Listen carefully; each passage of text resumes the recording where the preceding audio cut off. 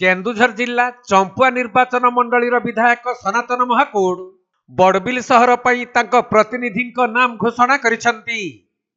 विधायक बड़बिल सहर पई प्रतिनिधि भावे मोहन गुप्ता को दायित्व देइथिबा बेले मोहन गुप्ता सर्वप्रथमे प्रतिनिधि पत्र नहीं बड़बिल म्युनिसिपालिटीर पौर निर्वाही अधिकारी को देइथिले एवं सहर रे रहुथबा जनसाधारण को मौलिक सुविधा केमिति मिलिबो से विषय रे आलोचना करिथिले।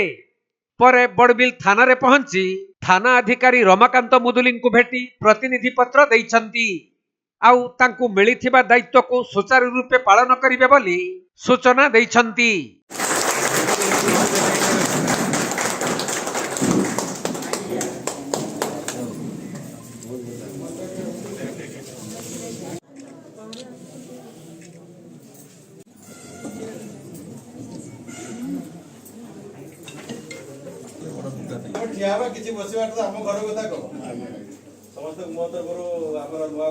केन्दुझर जिल्लारू दीपेश कुमार बेहेरा रिपोर्ट के लाइव।